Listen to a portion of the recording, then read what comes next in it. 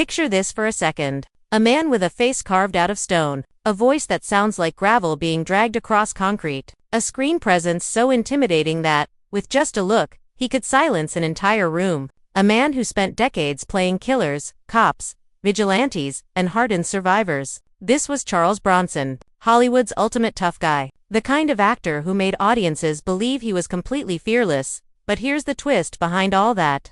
Steel and swagger, Charles Bronson lived in fear. Not of mobsters, not of guns, not of death, but of something so ordinary, so almost ridiculous, that if you heard it without context, you'd probably laugh. And yet, this one silly thing haunted him for most of his life.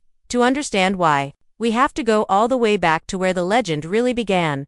Charles Bronson wasn't born into glamour or privilege. He entered the world in 1921 as Charles Denis Buczynski, the 11th of 15 children in a poor Lithuanian immigrant family. They didn't grow up with movie dreams or Hollywood fantasies. They grew up with coal dust in their lungs, hunger in their bellies, and fear as a daily companion. As a teenager, Bronson worked in coal mines. Real ones. The kind where darkness presses in on you from every side, where the air is thick, the ceiling feels low, and one wrong move can bury you alive. Day after day, he descended underground, surrounded by shadows, silence, and the constant threat that the earth itself could turn against him. And this is where something inside him quietly broke. The mines weren't just dangerous, they were suffocating. Imagine being trapped deep underground, the lights flickering, the walls groaning, the exits far away. Bronson later said that when he came out of the mines at the end of the day, his face would be so black with coal dust that you couldn't even tell his ethnicity. That darkness followed him home, and it followed him into his dreams.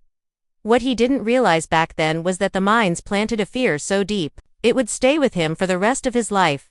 Years later, Bronson escaped that life through the military, serving as a tail gunner in World War II. He flew combat missions. He stared death in the face at 25,000 feet. Enemy fire, explosions, bodies falling from the sky. The kind of experiences that most people would never recover from. But somehow, he did.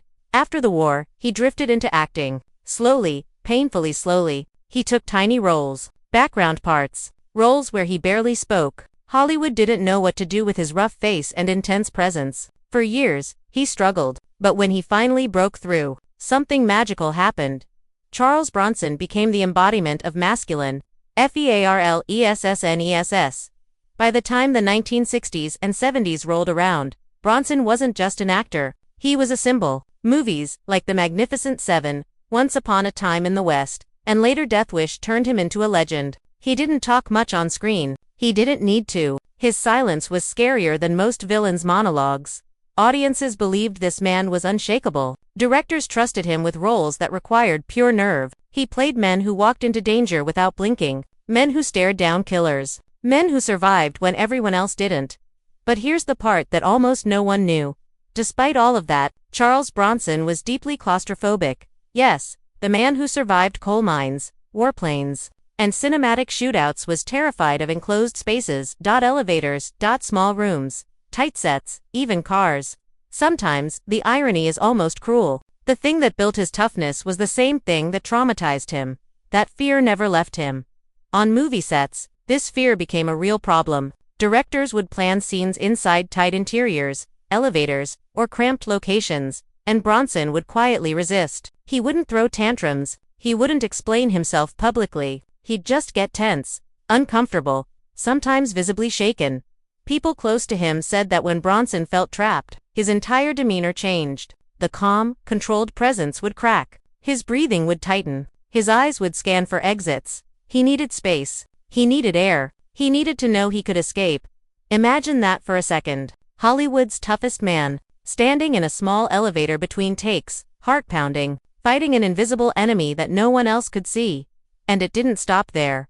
Bronson also developed a deep fear of being buried alive. Not in a metaphorical sense. Literally, coffins, graves, even conversations about it made him uneasy. This fear, again, traced back to the mines. The idea of being trapped underground, unable to move, unable to breathe, haunted him. It's almost poetic in a dark way. His screen persona was all about control, strength, and dominance. But deep down, his greatest fear was losing control, being stuck, being helpless, Those who worked with him noticed that he often preferred outdoor sets, wide open spaces. Westerns weren't just good for his career, they were good for his mental health. Endless horizons, fresh air, no walls closing in. That's one reason he was so perfect in Westerns. He didn't just look comfortable out there, he felt comfortable at home.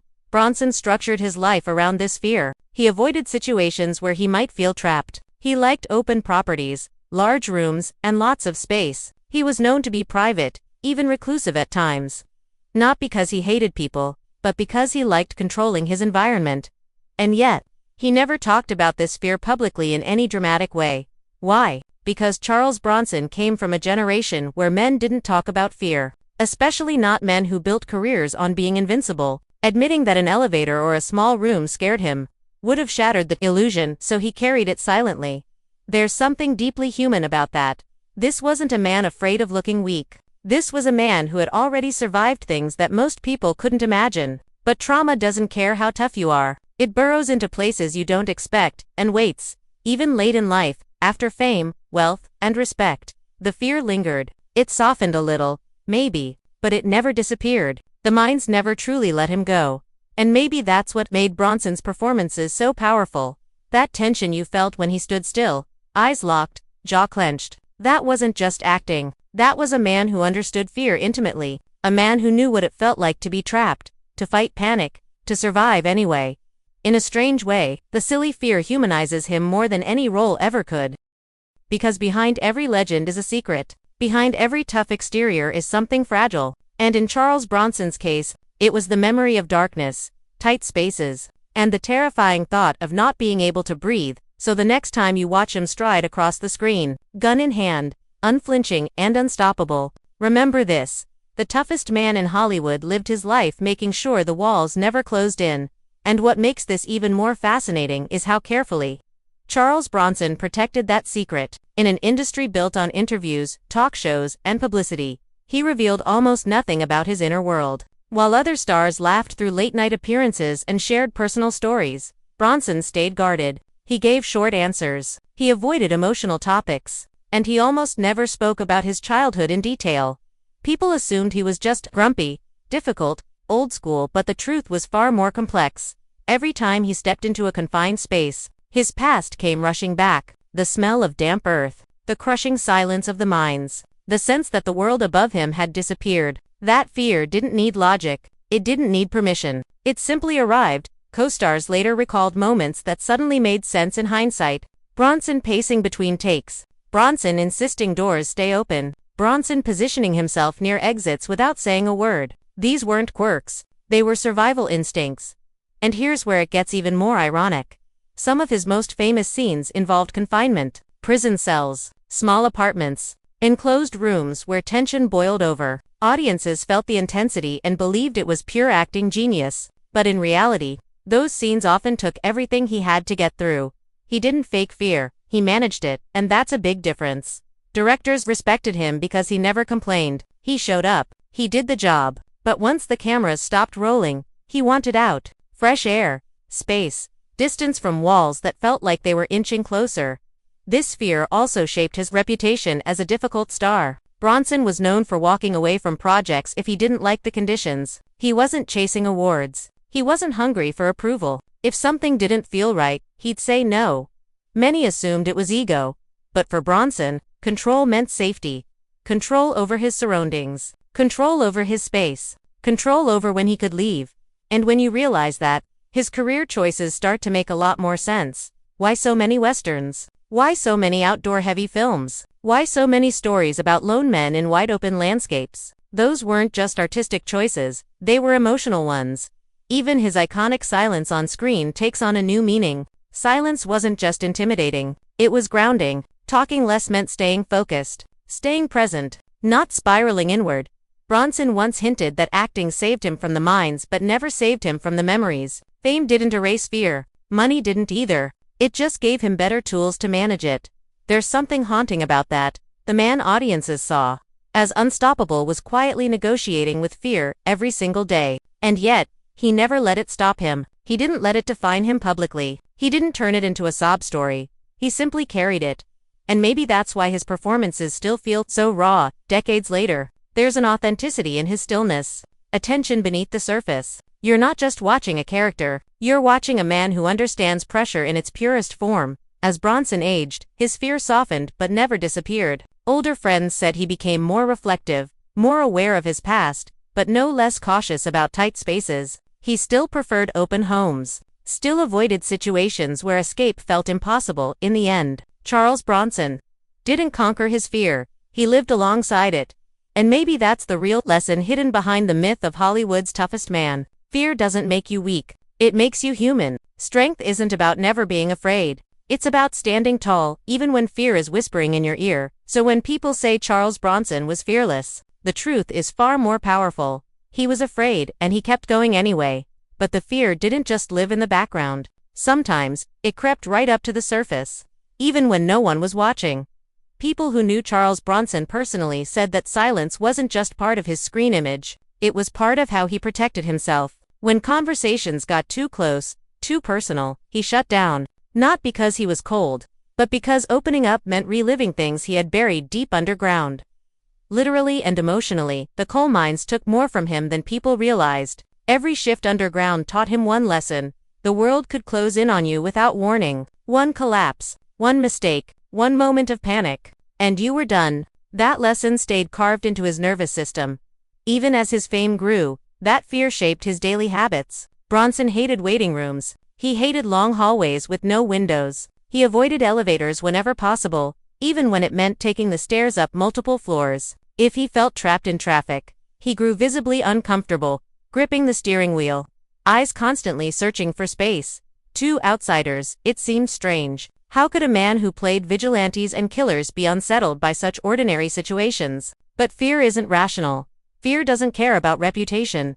Fear remembers. On set, crew members learned to adapt around him. Scenes were adjusted. Doors stayed open. Breaks were taken more often than scheduled. No one announced it officially, but everyone felt it. Bronson needed room to breathe. And when he didn't get it, the atmosphere changed. There were moments when filming had to pause because Bronson needed air, needed to step outside, needed to remind himself that the walls weren't real, that he wasn't back in the mines, buried beneath layers of rock and darkness. That internal battle gave his performances an edge no acting class could teach. When Bronson stood still, staring someone down, you weren't just seeing confidence, you were seeing control over fear that was constantly threatening to surface. This is why his on-screen violence felt different. It wasn't flashy, it wasn't chaotic, it was contained, measured, almost restrained, like a man who knew exactly how much pressure he could apply before everything snapped. And that's because he'd lived with pressure his entire life.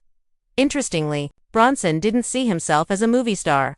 He saw acting as work, honest work, dangerous work, sometimes, but nothing compared to the mines, compared to war, compared to the feeling of being trapped underground with no guarantee of seeing daylight again. Hollywood, to him, was still safer than the earth collapsing above his head. As years passed, the industry changed. New actors came in louder, flashier, more open. Bronson stayed the same, quiet, reserved, almost stubborn. He didn't chase trends. He didn't reinvent himself. He stayed true to what he understood: space, simplicity, control. Even his relationships reflected that need. He kept his circle small. He trusted few people. Fame didn't excite him. Attention made him uneasy. Large crowds and enclosed places were overwhelming. He preferred solitude, not because he was antisocial, but because solitude gave him freedom. Freedom from walls. Freedom from expectations. Freedom from fear, even if only for a moment. As he grew older, his body slowed, but his mind remained sharp. He became more reflective, sometimes even philosophical. He understood that fear had shaped him, but it hadn't defeated him. It had given him depth, weight, a kind of quiet wisdom that only comes from surviving things. You were never meant to survive. He once suggested that real toughness isn't loud. It doesn't announce itself. It's silent. It endures. And that idea perfectly describes his life. When Charles Bronson passed away, the headlines focused on his legacy as Hollywood's toughest man, the vigilante, the icon, the symbol of masculine strength. But the real story lived beneath the surface. A boy who went underground. Too young a man who carried darkness with him long after he escaped it. A legend who feared tight spaces, yet refused to let that fear shrink his life. And that's what makes his story so powerful. Because strength isn't the absence of fear, it's living with it, and refusing to let it win. So the next time you hear the name Charles Bronson, don't just think of the gun, the glare, or the gravelly voice. Think of the man who stepped into the light, even though part of him was always afraid of the dark. Disclaimer: the content in this video is based on publicly available information, media sources, and opinions. It is created for entertainment and educational purposes only. We do not claim or guarantee that every detail is 100% accurate.